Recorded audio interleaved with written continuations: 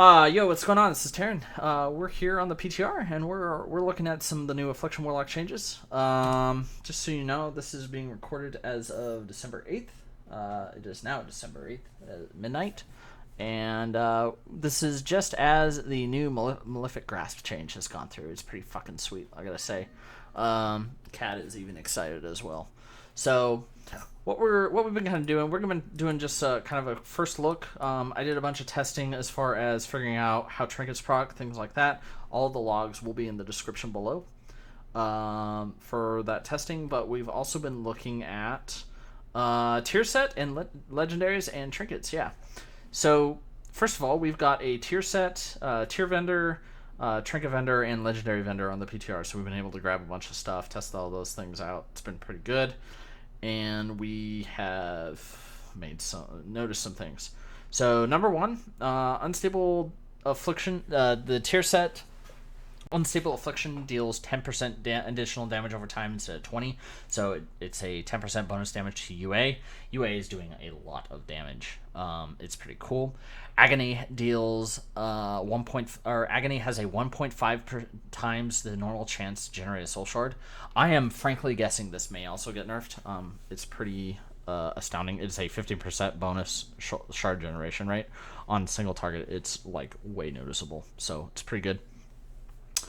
So that's kind of the tier set. I've been kind of messing around with some of the gear, and what I've been leaning towards is basically you've got 3 pieces that have good mastery on them, which are the hands, the shoulders, and the chest.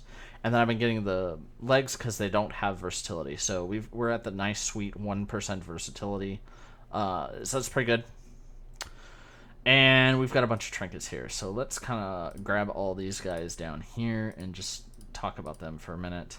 So I don't even think this is all of them. There's a lot of fucking trinkets for this new tier. So we've got, first of all, this is the Gul'dan trinket. This thing's really weird.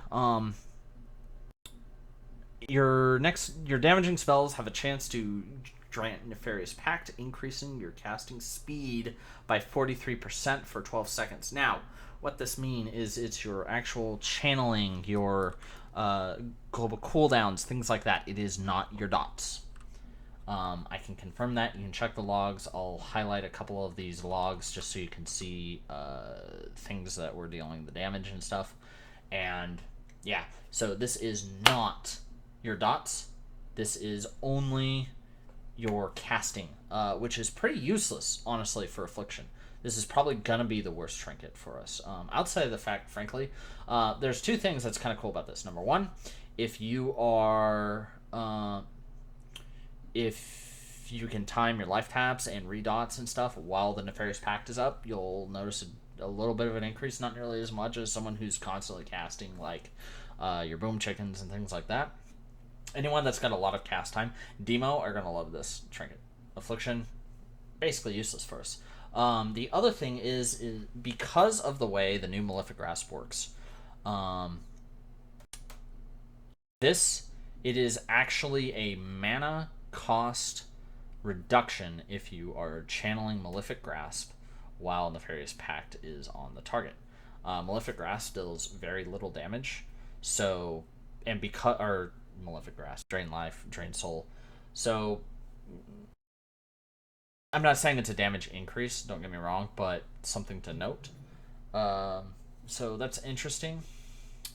This guy, Forbidden Grimoire, sends an orb onto the target location, dealing some damage to all enemies within 12 yards after 4 seconds. Target closer. So this is just an on use. You can control it. It's got a 1-minute cooldown. This is nice for just some AoE pad. This will also tag things. If you don't want to use the new Seed of Corruption and waste a soul shard, you can use this to tag things if you can time it correctly. So that's good. That's really good. It's also a big fat intellect, or a haste. It's not intellect, it's a haste stick, so that's interesting. They have increased the intel on everyone by a lot. So the thing that you'll notice is your secondary stats should be within about 1 or 2% of where they were on live.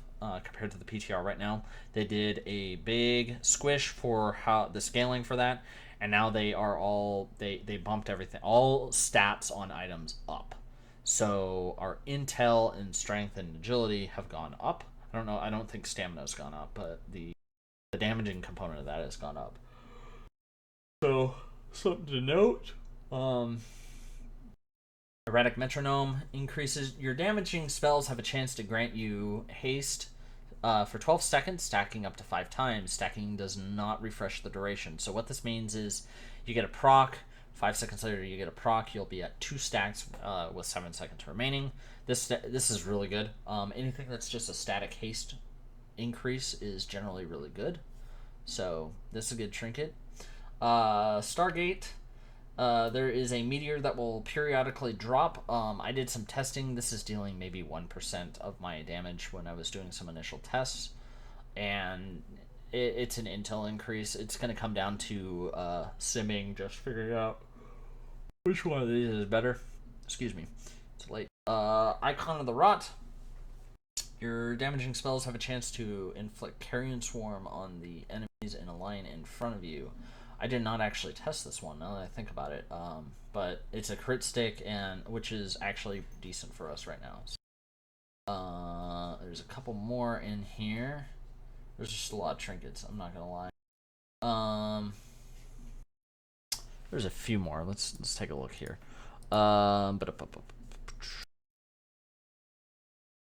See here, Burning Sky. There's a solar collapse. This one's actually got a really cool animation. It increases your mastery, and the proc, again, it is not really spectacular proc rate. It's a large AoE though, so that's something to note. Yeah.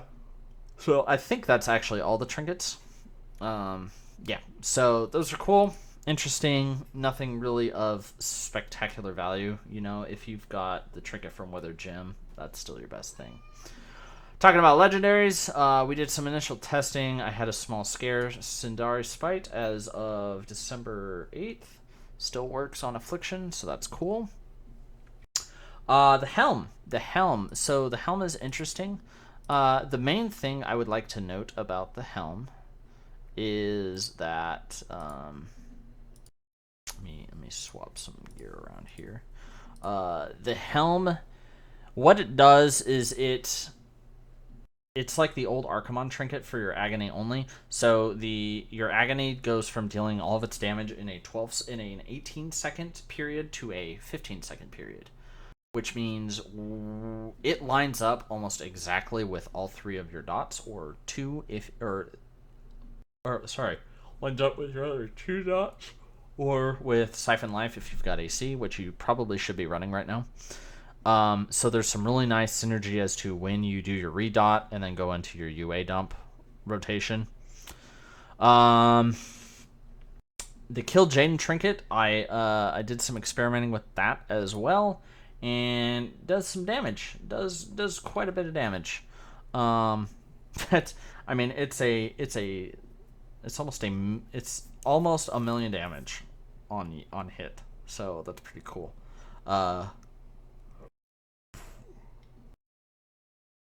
And it deals a critical strike. That's not actually relevant for us, although it might. No, it may. No, it is not affected by our thing because it is only those abilities. So that's good. Just so you can get a preview of this. This is actually fucking ludicrous. There it goes, and then boom, and you can see it's not split damage. It is just damage. So that's kind of cool.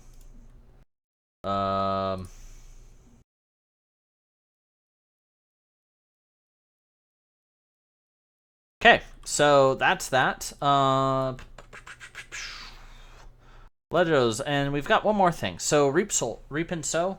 I'm excited about this legendary. I think that this is what they should have been going for with their legendary design up until now. So what it does is it allows you to make more effective use of your Reap. It doesn't necessarily make your Reap deal bonus anything. It doesn't give you a flat damage increase. What it does is it allows you to be more flexible with when you use Reap and make that Reap stretch farther. The main thing now you want to be doing your UA dumps in sets of 2 or 3. 2 is ideal. 2 allows you to not clip a UA tick without having Drain up, without having Malefic Grasp up. 3 is okay if you're getting a lot of shards, if you're multi-dotting and stuff, and you're going to have a lot of shards. Or if you're getting... excuse me. Or if you're getting a bunch of conduit procs. That's another thing to note. But, needless to say, you should definitely be... this legendary allows you to basically use 2 Reap instead of 3 for these dumps and use it 100% effectively. The general idea is you want to have Reap up when you do your and with 2 souls with this Reap and Sow, you can do a 3 up to even 4 UA dump. 4 is not recommended, but you can do that. So that's kind of cool. It's awesome. It is a damage increase without being a blatant damage increase. It's not like, hey, this button deals more damage. It says, hey, this button allows you to be more flexible and do more with it. Which is what they were going for with some of the legendaries. Honestly, they did a better job with that in the non-class specific legendaries than anything else. Things like this, not good design. Things like this and this, not good design. Reap and Sow is an excellent design and legendary, and I look forward to never ever getting it on live because getting legendaries is a piece of shit. So I'm gonna end it on that note. Thanks for watching, and we'll stay tuned for some more testing. I'm gonna do some more over